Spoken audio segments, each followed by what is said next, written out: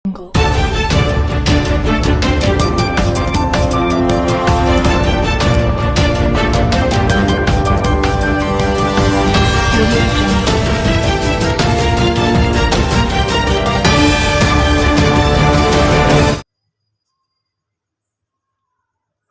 News ಚಾನೆಲ್ಗೆ ಸ್ವಾಗತ. ನಾನು ಪೂರ್ಣಿಮಾ ಗಾಯಕ್ವಾಡ್. ದೇವರಿಪ್ಪರಿಗೆ ಪಟ್ಟಣದಲ್ಲಿ ಕೆಲವು ವಾರ್ಡ್ಗಳ ಬಡಾವಣೆಯ ನಿವಾಸಿಗಳು ಹಲವಾರು ವರ್ಷಗಳಿಂದ ತಮ್ಮ ಮನೆಗಳ ಈ ಸ್ವತ್ತು ಕಂಪ್ಯೂಟರ್ ಪಹಣಿ ಕೊಡದೆ ಕಾರಣ ಕರ್ನಾಟಕ ರಕ್ಷಣಾ ವೇದಿಕೆ ಹಾಗೂ ಶ್ರೀಗಳ ನೇತೃತ್ವದಲ್ಲಿ ಬೃಹತ್ ಪ್ರತಿಭಟನೆ ನಡೆಸಿ ತಹಶೀಲ್ದಾರ್ ಪ್ರಕಾಶ್ ಸಿಂದಗಿ ಅವರಿಗೆ ಮನವಿ ಸಲ್ಲಿಸಿದರು. ಪಟ್ಟಣದ ಟಿಪ್ಪು ವೃತ್ತದಿಂದ ಮೊಹರೆ ವೃತ್ತ, ಅಂಬೇಡ್ಕರ್ ವೃತ್ತದ ಮಾರ್ಗವಾಗಿ ಪಟ್ಟಣ ಪಂಚಾಯಿತಿ ಮುಂದೆ ಕರವೇ ಹಾಗೂ ಶ್ರೀಗಳ ನೇತೃತ್ವದಲ್ಲಿ ಬೃಹತ್ ಪ್ರತಿಭಟನೆ ನಡೆಸಿ ತಹಶೀಲ್ದಾರ್ ಪ್ರಕಾಶ್ ಸಿಂದಗಿ ಅವರಿಗೆ ಮನವಿ ಪತ್ರ ಸಲ್ಲಿಸಿ ಪಟ್ಟಣದ ಕೆಲ ವಾರ್ಡ್ ಸಂಖ್ಯೆ 5, 8, 12, 16, 17 ನಿವಾಸಿಗಳು ಹಲವು ವರ್ಷಗಳಿಂದ ಸಾವಿರಾರು ಕುಟುಂಬಗಳು ಮನೆ ಕಟ್ಟಿಸಿ ವಾಸವಾಗಿದ್ದಾರೆ.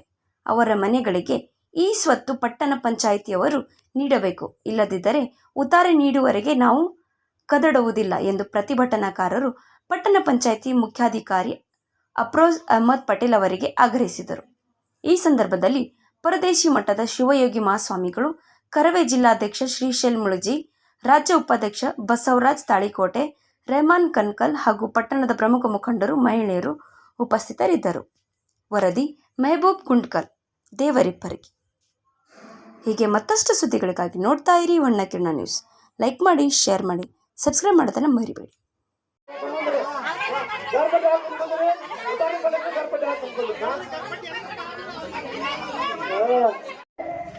ಕಂಪ್ಯೂಟರ್ ಓದ್ತಾರೆ ಇಲ್ಲ. ಈಗಾಗಲೇ ನಮ್ಮ ತಾಲೂಕು ಅಧ್ಯಕ್ಷರಂತ ರೆಹಮಾನರು ಪಟ್ಟಣ ಪಂಚಾಯತಿಯ ಮುಖ್ಯಾಧಿಕಾರಿಗಳಿಗಾಗಿರ್ಬೋದು, ಈ ತಾಲೂಕಿನ ದಂಡಾಧಿಕಾರಿಗಳಿಗಾಗಿರ್ಬೋದು ಮನವಿ ಮಾಡ್ಕೊಂಡಾರ. ಏನ್ ಮನವಿ ಮಾಡ್ಕೊಂಡಾರಂದ್ರೆ, ಈ ಇರ್ತಕ್ಕಂಥ ವಾರ್ಡ್ಗಳಲ್ಲಿ ಈ ಸ್ವತ್ತು ಕಂಪ್ಯೂಟರ್ ಉತ್ತಾರಿ ಇಲ್ಲ, ಅದಕ್ಕೆ ದಯಮಾಡಿ ಮಾಡಿಕೊಡ್ರಿ ಅಂತೇಳಿ ನಮ್ಮ ರಕ್ಷಣಾ ವೇದಿಕೆ ತಾಲೂಕು ಅಧ್ಯಕ್ಷನ ರೆಹಮಾನರ ಮುಖಾಂತರ ನಾವು ಮನವಿಯನ್ನು ಮಾಡ್ಕೊಂಡಿದ್ದಾನ. ಎಷ್ಟು ಮನವಿ ಮಾಡ್ಕೊಂಡ್ರೆ ಮಾನ್ಯ ತಾಲೂಕು ದಂಡಾಧಿಕಾರಿಗಳಾಗಿರ್ಬೋದು, ಇಲ್ಲಿನ ಪಟ್ಟಣ ಪಂಚಾಯತಿ ಮುಖ್ಯಾಧಿಕಾರಿಗಳಾಗಿರ್ಬೋದು ಯಾವುದೇ ಗಮನ ಹರಿಸಿಲ್ಲ. ಅದಕ್ಕೆ ನಮ್ಮ ಮಾತಿಗೆ, ನಮ್ಮ ಮನವಿಗೆ ಚಾರಿ ಅಂದಿಲ್ಲ. ಅಂದ್ರ ಇದರ ಅರ್ಥ ಏನು? ಇಂಥವು ದೇವರಿಪ್ಪರಿಗೆಯಲ್ಲಿ ಬಹಳ ಲೆಟರ್ ಬರ್ತಿರ್ಬೋದು, ಬಹುತೇಕ ಯಾರ್ಯಾರೇ ಕೊಡ್ತಿರ್ಬೋದು. ಬರ್ತಾವ, ನೋಡ್ತೇವೆ, ಕಸ ಡಬ್ಬಿ ಒಗಿತೇವೆ ಅಂತ ಭಾವನೆಗಳಾಗ್ಯಾವ. ಬರ್ತಾವ, ಇಂಥವು ಬರ್ತಾವ, ನೋಡ್ತೇವೆ, ಕಸ ಡಬ್ಬಿ ಒಗಿತೇವೆ ಅಂತ ಹೇಳ್ಯಾರ. ಆದ್ರೆ ಅವ್ರ ಮುಖ್ಯಾಧಿಕಾರಿಗಳಿಗೆ ನಾನು ಏನೇ ಘಂಟಾಘೋಷ ಹೇಳ್ತೀನಂದ್ರೆ, ನೀವು ಯಾವ್ದಾದ್ರು ಲೆಟರ್ಗಳು ತಗೊಂಡು ಒಗಿದಿರ್ಬೋದು, ಇಲ್ಲ ಅಂತ ಹೇಳಕತ್ತಿಲ್ಲ. ಆದ್ರೆ ಕರ್ನಾಟಕ ರಕ್ಷಣಾ ವೇದಿಕೆ ಏನಾದ್ರೂ ಲೆಟರ್ ನಿಮ್ ಕಸದ ಬಿದ್ದ ಸಿಕ್ತಂದ್ರ ಇವತ್ತು ನಿಮ್ಮ ಆಫೀಸಿಂದ ಹೊರ ಓಡಿಸೋ ಶಕ್ತಿ ಕರ್ನಾಟಕ ರಕ್ಷಣಾ ವೇದಿಕೆ ಕಾರ್ಯಕರ್ತರು. ಇವತ್ತು ಕರ್ನಾಟಕ ರಕ್ಷಣಾ ವೇದಿಕೆ ಕಾರ್ಯಕರ್ತರಿಗೆ ಏನಾದ್ರೂ ನಿಮ್ ಕಸದ ಬುಟ್ಟಿ ಒಳಗೆ ಲೆಟರ್ ಕಾಡ್ತು ಅಥವಾ ನಮ್ಮ ಮನವಿಗೆ ಸ್ಪಂದಿಸೇ ಇದ್ರ ನೀವು ಹೊರಗಿಡ್ತೇವೆ, ನಾವು ಒಳಗಿರ್ಬೇಕಾಗ್ತದ. ಅದಕ್ಕೆ ತಮ್ಮ ಗಮನದಲ್ಲಿ ಇರ್ಬೇಕು. ನೀವೇನಾದ್ರೂ ನಿಮ್ಮ ಉಡಾಪಿ ಉತ್ತರ ಕೊಡ್ರಿ, ಏನು ಕೊಟ್ರಿ ಇಷ್ಟ. ಆದ್ರ ಇವತ್ತು ಈ ಸ್ವತ್ತು ಈ ವಾರ್ಡ್ಗಳಲ್ಲಿ ನಾವೇನು ಹೇಳೇವಲ್ಲ, ಈ ವಾರ್ಡ್ಗಳಲ್ಲಿ ಈ ಸ್ವತ್ತು ನೀವೇನಾದ್ರೂ ಲಿಖಿತ ರೂಪಕ ನಾವಿಲ್ಲೇ ಕುಂದಿರ್ತೇವೆ. ಎಷ್ಟೇ ಟೈಮ್ ಆಗಲಿ ನಮ್ಮ ಒಂದು ಕಂಪ್ಯೂಟರ್ ಉತ್ತರ ಮಾಡಿ ನಮಗೆ ಚಾಲನೆ ಮಾಡುತ್ತಲ್ಲ ನಾವು ಇಲ್ಲಿ ಹೇಳೋಲ್ಲ ಅಂತ ನಾನು ಒಂದು ಹೊಸನಗರದಲ್ಲಿ ಬರುವಂತಹ ವಾರ್ಡ್ ನಂಬರ್ 5, 8, 12, 16 ಮತ್ತು 17 ವಾರ್ಡ್ಗಳ ಈ ಸ್ವತ್ತು ಪಂಚಾಯಿತಿಯ ಉತ್ತಾರಿಯನ್ನ, ಕಂಪ್ಯೂಟರ್ ಉತ್ತಾರಿಯನ್ನ ನೀಡದೇ ಇರುವುದರಿಂದ ಇವತ್ತು ಏನೆಲ್ಲ ಪರಿಸ್ಥಿತಿಗಳನ್ನು ಅನುಭವಿಸಬೇಕಾದಂತಹದ್ದನ್ನ ಅನುಭವಿಸಿ ಸುಮಾರು 100 ವರ್ಷಗಳಿಂದ ಅಲ್ಲಿ ನೆಲೆಯನ್ನ ನೀಡಿಕೊಂಡು ಬಂದು ಸಾಕಷ್ಟು ಕಷ್ಟದ ಪರಿಸ್ಥಿತಿ ಒಳಗ ಸಾಕಷ್ಟು ಬಾರಿ ಮನವಿಯನ್ನು ಕೊಟ್ಟು ಕೂಡ ಆ ಮನವಿಗೆ ಸ್ಪಂದನೆ ಸಿಗದೇ ಇರುವುದರಿಂದ ಇವತ್ತು ಕರ್ನಾಟಕ ರಕ್ಷಣಾ ವೇದಿಕೆಯ ಒಂದು ರಾಜ್ಯಾಧ್ಯಕ್ಷರಾದಂತಹ ನಮ್ಮ ಬಸವರಾಜ್ ತಾಳಿಕಟ್ಟೆಯವರಾಗಿರ್ಬೋದು, ಉಪಾಧ್ಯಕ್ಷರಾದಂತಹ ನಮ್ಮ ಬಿಜಾಪುರ ಜಿಲ್ಲಾ ಅಧ್ಯಕ್ಷರಾದಂತಹ ಬೆಳಗ್ಗೆಯಿಂದ ಇಲ್ಲಿಯವರೆಗೂ ಕೂಡ ಎಲ್ಲರೂ ಕೂಡ ಈ ಒಂದು ಕಾರ್ಯದೊಳಗೆ ಪಾಲ್ಗೊಂಡು ಇವತ್ತ ಇಲ್ಲಿ ಯಾವ ಪಕ್ಷ, ಯಾವ ಜಾತಿ, ಮತ, ಪಂಥವೆನ್ನದೆ ಇಲ್ಲಿ ಆಗಮಿಸಿರುವಂತಹ ಎಲ್ಲರೂ ಕೂಡ ವಿಚಾರಗಳು ಏನ್ ಇಟ್ಕೊಂಡಾರಪ್ಪ ಅಂದ್ರೆ ಸತ್ಯ ಮತ್ತು ಶಾಂತಿಯ ನಿಲುವನ್ನ ಇಟ್ಕೊಂಡರು. ಮತ್ತು ಕರ್ನಾಟಕ ರಕ್ಷಣಾ ವೇದಿಕೆ ಅಂದ್ರೆ ರಾಜ್ಯ ರಾಷ್ಟ್ರ ಮಟ್ಟದವರೆಗೆ ಅನೇಕ ಹೋರಾಟಗಳನ್ನು ಮಾಡಿ ದೊಡ್ಡ ದೊಡ್ಡ ಕಾರ್ಯಗಳನ್ನು ಮಾಡಿರುವಂತಹ ಇತಿಹಾಸವನ್ನು ನಾವು ಕಾಣ್ತೇವೆ. ರೈತರಿಗಾಗಿ, ಸಮಾಜಕ್ಕಾಗಿ, ಬೀದರಿಗಾಗಿ, ದಲಿತರಿಗಾಗಿ ಇವತ್ತು ಆ ಒಂದು ಕರ್ನಾಟಕ ರಕ್ಷಣಾ ವೇದಿಕೆ ಅನ್ನುವಂಥದ್ದು ಏನಪ್ಪಾ ಅಂತಂದ್ರ ಭಾರತ ಮಾತೆಯ ಮಕ್ಕಳು ನಾವೆಲ್ಲ ಕರ್ನಾಟಕದ ಮಕ್ಕಳು ಭಾರತ ಮಾತೆಯ ಸೇವೆಯನ್ನು ಮಾಡಬೇಕನ್ನೋ ಉದ್ದೇಶದಿಂದ ಇವತ್ತು ಸಂಘಟನೆಗಳು ಅನ್ನುವಂಥದ್ದು ಇರುವಂಥದ್ದು.